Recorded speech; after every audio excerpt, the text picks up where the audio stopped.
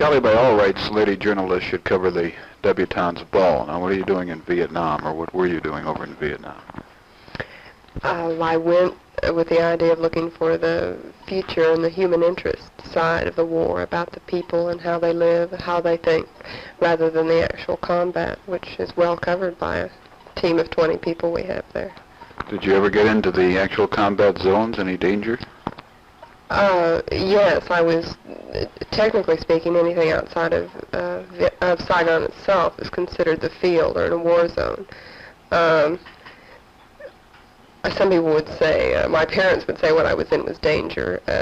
I think that when you're covering a story, you don't think about it in terms of being in danger, but it becomes more of the way somebody in the service would feel. You don't give it any personal thought.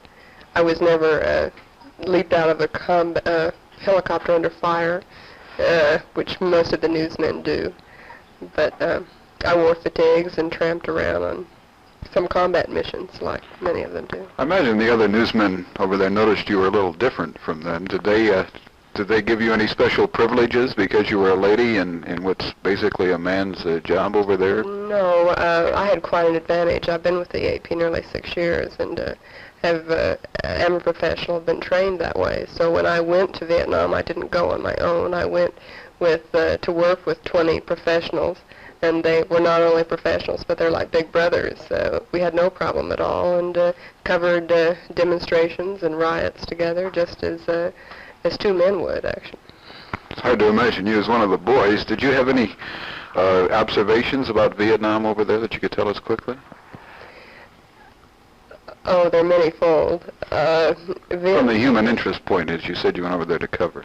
Well, Saigon itself is not what, it's not, Tet has changed this. I was not there during the Tet Offensive, but Saigon itself is a big, bustling city with people and nightclubs and yacht clubs and swimming pools.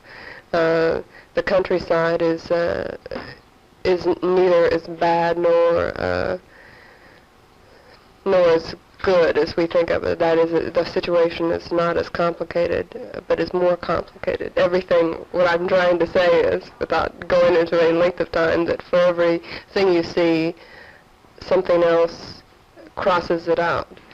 People are confused when they go. Congressmen are confused. Governors are confused. Military people tend to be confused because the statistics say one thing and you look and you see another. You visit one village and the people seem to have no food or be starving. You go to another and they're fat.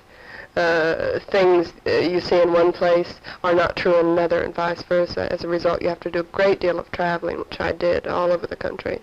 Spend hundreds of hours talking to hundreds of people in order to get any idea of an overall picture. You say we're confused here in the United States, I'm sure. Are the correspondents giving us a true picture, or why is the confusion over here? Well, the confusion is simply that in each little village you're at, in each battle you're at, in each area of the country you're at, a different situation exists. The administration has frequently called this a war of incidents, which it is. One of the biggest battles of the war was 2 years ago in the Ia Drang Valley, and 310 men killed, and a couple of months later it was communist-controlled again. That is confusing to an American who thinks of war as something you go in and you gain. It's progress. In the pacification program, a town one day is government-controlled, our control. A week later it's VC-controlled. That's confusing. That is, and I don't think we'll straighten it out right now, so thank you very much. Thank you.